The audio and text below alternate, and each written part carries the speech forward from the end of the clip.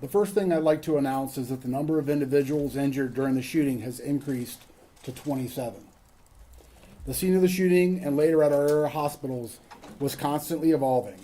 As the event unfolded, at least one patient self-transported to one hospital first and then left and went to a second hospital.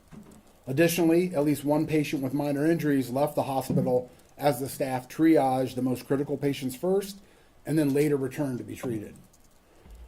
Our hospitals are rightfully very protective of patient information, and so these fluctuations made it difficult to determine the exact number of victims of this incident initially. But we can now confirm that there are 27 individuals that were struck or grazed by gunfire during this incident. The medical examining officer has confirmed the identity of the one fatality in this incident, a 27-year-old Latarius Cook. I'd like to express my deepest condolences to the family of Mr. Cook on their loss. Two patients, a 29-year-old male and a 37-year-old male, remain in critical condition today. The other 25 victims are either in stable condition or have been treated and released. The youngest injured person was 19 years old. We have 3 people injured in their 20s. The vast majority were in their 30s, accounting for 21 of our injured individuals, and 2 individuals were in their 40s. My heart goes out to all those who are injured as they begin their journey to recovery. This event has impacted every single person in our community, and the recovery process is just beginning. Our detectives have been working tirelessly since the early morning hours of Sunday as they process all the evidence. In total, we have 45 shell casings that were recovered from the scene from at least 5 different weapons. 3 handguns were recovered at the scene, and we confirm at least one individual at the party did fire back at the initial shooter. We do not yet know whether one initial shooter or several, and we don't know how many individuals from the party returned fire at this point. The guns have all been processed for DNA, and that typically takes us about 30 days for us to get the information back.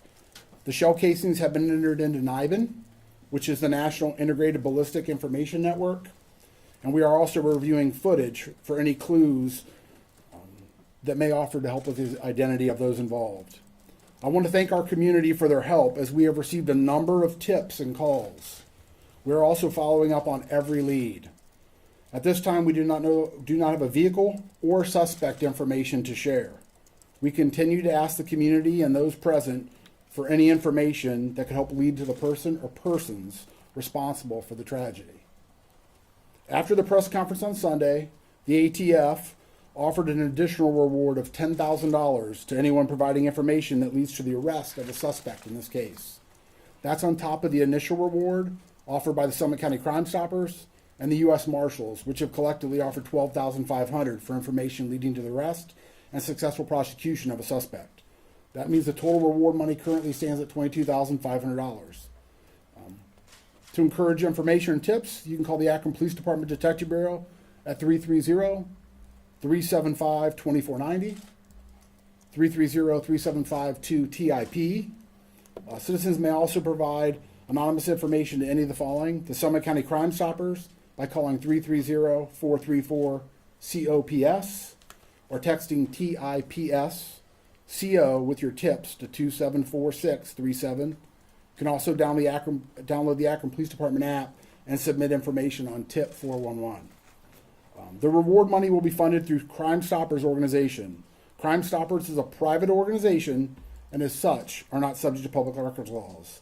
They are not affiliated with any government organization, and they will not confirm the identity. They will confirm that your identity will remain confidential, and you can still receive reward money. On Monday, we released 911 calls we received regarding this incident, and we continue to process all the body cam footage of the incident, and will release that as soon as it's available. This is a fluid situation, and we are doing our best to share information as it becomes available. As officers first arrived to the party in a response to noise complaints, the body-worn camera footage shows officers engaged very positively, and people were complying with the request to clear the street. The owner of the party begins to control the party. We do not want to give the impression that officers shut the party down. But as we move forward, we will share the footage with the media and with the public to review. We continue to investigate until we have found the individual or individuals responsible for this shooting to ensure they are brought for justice.